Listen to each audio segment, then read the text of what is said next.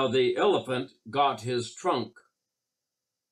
One night in the zoo, when the keepers were asleep, the other animals were awakened by the chattering in the monkey cage. "I've heard that Mr. Lion can be made very tame," said Jocko.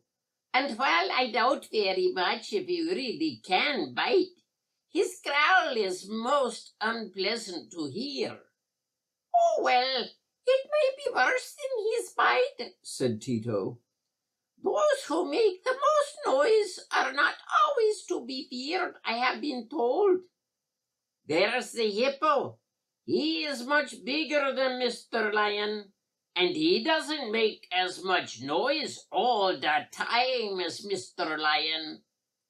"Oh, dear me, but what a big mouth Hippo has," laughed Tito. "I wonder how he happened to get such a big one. He must have been the first one there when they gave out mouths. I've heard something about almost every animal here," said Jocko. "Want to hear?"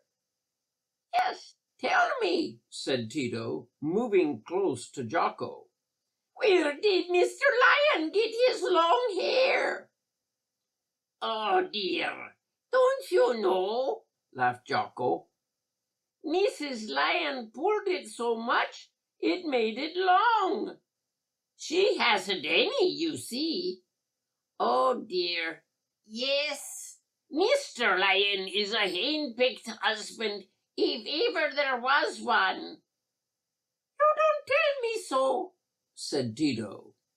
"What about Hippo? How did it happen he is so big and clumsy?" "Oh, don't you know?" said Jocko. "When the animals were being made, there was a lot of each animal left, and it was all stirred together, and that made Hippo. They made his body first, and then they did not have enough to give him a long tail or fill in his mouth. That is the reason it is so large." "Ho, ho, ho!" laughed Tito, and Jocko laughed too, until they nearly fell off the place where they were sitting. "Where did old Reynard get his bushy tail, Jocko?" "Oh, don't you know that either?" replied Jocko. "He was caught trying to steal chickens by the farmer's wife, and she threw the brush she was using at him with such force that it struck him handle first, and there it stuck right on his back, and he never could be rid of it." "Ho, ho, ho!" laughed Tito. "And where did the giraffe get his long neck?" "Oh, that is easy," said Jocko.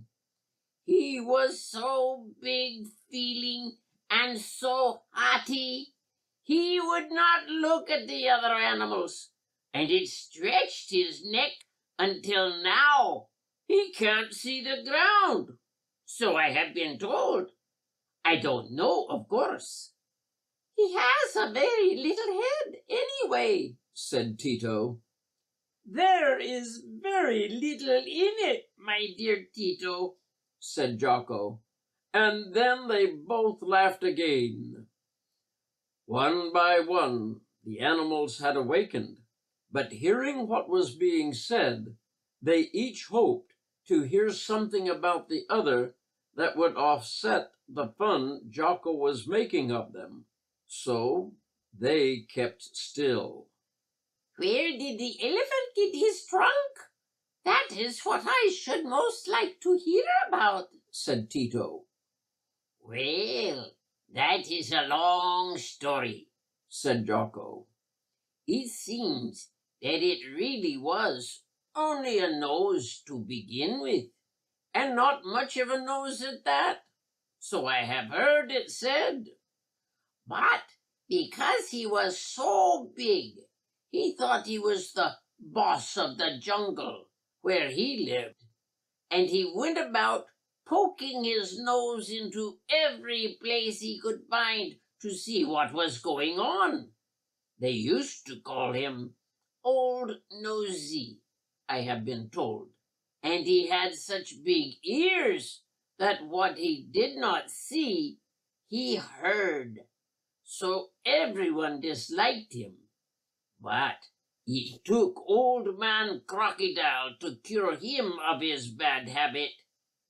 What did he do to Mr. Elephant? asked Tito excitedly. I'll tell you, said Jocko. One day Mr. Elephant was walking by the water when he saw something queer-looking sticking out of the water. Mr. Elephant had to know what it was, so he poked it with his nose, and zip! It had him right by the nose and held him too. My, how he did yell, I was told. But Old Man Crocodile would not let go. He held right on tight. Mr. Elephant pulled and cried, "Let go!" And the harder he pulled, the harder Old Man Crocodile pulled, until Mr. Elephant had that nose you see on him now called a trunk. By and by, Old Man Crocodile had to catch his breath, and he let go, and down sat Mr. Elephant on the ground with a bang. Old Man Crocodile began to cry and say how sorry he was that he had grabbed Mr. Elephant, that he had no idea he was hurting a friend. He thought it was a hunter, and would Mr. Elephant please forgive him this once? He would never do it again. Is there where Old Man Crocodile got his tears? asked Tito. That is how he began to cry, said Jocko. Ho, ho, ho!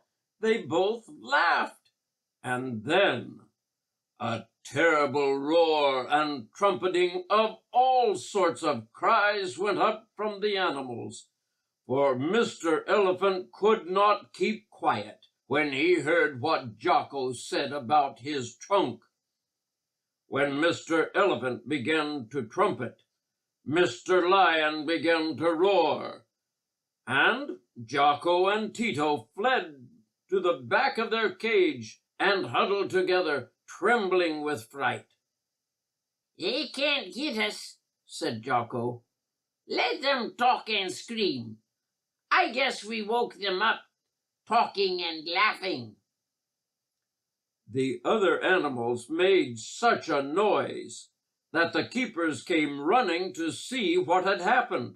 But, of course, they did not understand a thing they told them about the awful stories Jocko had told about them, and so all they could do was to give them a drink of water or a biscuit, hoping they would be quiet.